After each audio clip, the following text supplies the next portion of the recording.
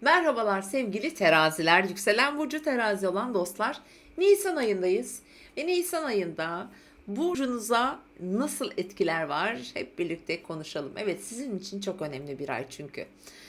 Öncelikle burcunuzda bir dolunayla başlayacağız bu aya. 6 Nisan'da 16 derece terazi burcunda bir dolunay var. Sevgili teraziler, sizin için gerçekten hayatınızın böyle bir değişim, dönüşüm aşamasında olduğunuz tüm şartların, koşulların, hayatınızdaki önemli dinamiklerin değişeceği bir sürece girdiğinizi söyleyebilirim. Çünkü bu etkiler, yani bu ay yaşanacak 20 Nisan'daki özellikle 29 derece Koç burcundaki tutulma ile beraber yılı etkileyecek durumlarla karşılaşabilirsiniz. Şimdi bakalım neler olabilirmiş. Bir de bu ay bir Merkür Retrosu yaşayacağız. Önce onunla başlayalım. 3 Nisan'da bu arada bizim iletişim gezegenimiz Merkür Boğa burcuna geçecek ve 20 Nisan'da retro yapmaya başlayacak. 15 Mayıs'a kadar da retrosu sürecek. Ay boyunca aslında Merkür sizin 8. evinizde.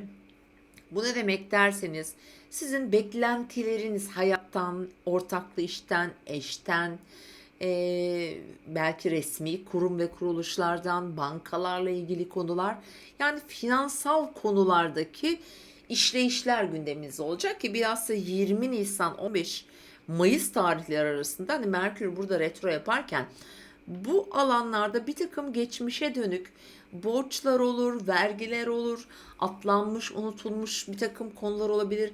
Bunlar gündeminize gelebilir. Biraz böyle maddi konudan aslında sıkıştırabilir açıkçası sizi.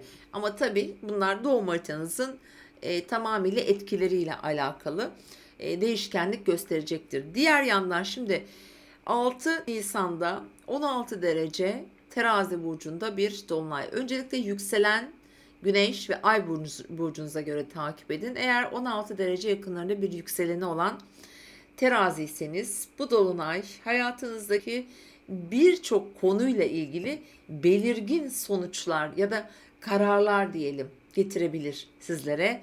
Sevgili teraziler, güçlü bir dolunay. Venüs tarafından yönetiliyor ve Venüs sizin yönetici gezegeniniz aynı zamanda. Zaten dolunay da burcunuzda. Gerçekten finansal yapı taşları ile ilgili, bankalarla ilgili, eş ve ortaklı konuların veya miraslı konuların diyelim yürütüldüğü bir alan. Belki de bir maddi konuda bir getirisi olacak bir süreç olabilir. Böyle düşünebiliriz.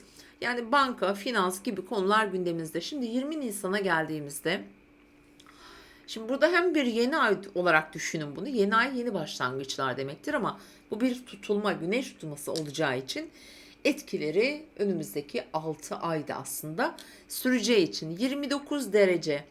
Eğer burada bir güçlü yerleşiminiz varsa çok dönüştürücü bir etki alırsınız. Özellikle başta evlilikler, yani partner ilişkileri, ister evlilik ister uzun sürmüş belki ilişkiler olabilir, iş ortaklıkları ve çok önemli projeler, yeni işler, ortaklı işler mesela anlaşmalar getirebilir. Yani burası çok güçlü çalışacaktır ve tam olarak bence kariyer, statü, dediğim gibi işle ilgili konular burada gündemde olacaktır ve bu bir tutulma olacağı için.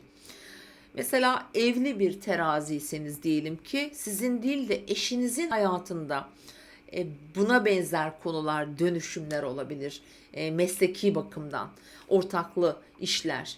Burada bir başlangıç söz konusu çünkü yani bu bir yeni ay olacağı için. Ama tutulmalar çok ani gelebilir, hızlı gelebilir. Böyle hiç anlamadan da bir takım konularda bir yol ayrımları da getirme olasılığı var ama daha çok başlangıçta olacağını düşünüyorum. Bence bir evlilik de olabilir mesela. Bazı teraziler, yani aslında bazı teraziler gerçekten 2023-2024 yılında çok evlilikler olacak. Bu bir evlilik işareti de olabilir bekarsanız eğer. Ve yine belki evlisiniz ama evliliğinizde önemli bir dönüşüm noktası, bir evrim noktası geçiriyor olabilirsiniz ki bir 5 yıllarına giderseniz o dönemde böyle benzer tutulmalar yaşamışız.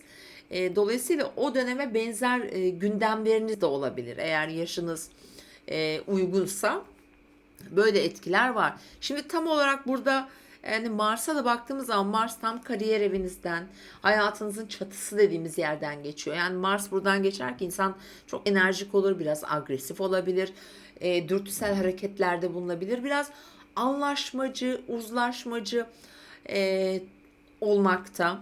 Ama zaman zaman da hani terazi burcunda dolunay da olacağı için bir takım konularda da karar vermekte zorlanıyor ya da zorlanabilirsiniz. Fakat burada bir Jüpiter var. Burada bir Şiron var. Ben burada olumlu etkiler bekliyorum açıkçası. Ki özellikle Nisan ayı içerisinde mesela 10 ila 12-13 Nisan araları burada Jüpiter ve Güneş kavuşacak. Bu şans getirir. Evliliklerde veya ortaklıklarda mesela bunlar bir hukuki büyük davalar, süreçler de olabilir. Bunların sonuçlanmalarını duyabiliriz. Tam karşınızda olacağı için maddi manevi fırsatlar da getirebilir ki. Şimdi maddi dediğimizde yine burayı yöneten Mars'ın sizin para evinize de güzel etkileri var. Eğer çalışıyorsanız mesela meslekle ilgili konularda. Çünkü Mars'ın Satürn'le de uyumlu bir açısı olduğu için yani Satürn şu anda sizin sağlık, iş dediğimiz günlük hayat rutinleriniz alanından geçiyor. Satürn Mars'ın da etkisi var. Yani olumlu etkisi var. Bence hem mesleki bakımdan hem işle ilgili konularda önemli bazı geçişler sürecindesiniz. Eğer burada çok önemli bir karar vermek durumunda olursanız lütfen mesela 5 Mayıs'ı beklemenizi tavsiye ederim. Çünkü 5 Mayıs'ta tekrar bir tutulma var ki bu tutulma sizin için maddi konularda yatırımlar gibi konularda çalışabilir. Tabii dediğim gibi bu veya beklenen bir para da olabilir bu. Doğum haritanızın, doğduğunuz yılın etkilerine göre mutlaka farklılıklar gösterecektir. Sevgili teraziler, evet sizin için gerçekten önemli bir ay ve artık Plüto biliyorsunuz Kova burcunda ve Plüton'un siz de hava elementinde olduğunuz için bu arada 12 Haziran'a kadar sürecek Plüton'un Kova seyahati, sonra tekrar Oğlak'a gelecek. Bu da sizi önemli şekilde destekleyici şekilde çalışıyor. Yani birçok yenilikler, fragmanları dönüyor olabilir hayatınızda. Hayata bakışınızda değişiklikler olabilir. Çocuklarınız varsa, aşk hayatı, flörtler veya kişinin aslında yaratıcı gücü de burada çok güçlü etkiler alıyor. Yani Plüto'dan iyi etkiler aldığınız için mesela eğitimle ilgili konularda da bence destek verecek diye düşünüyorum sevgili teraziler. Umarım güzel bir ay geçirirsiniz siz de. İzlediğiniz için teşekkür ediyorum. Kendinize iyi bakın. Tekrar görüşmek üzere.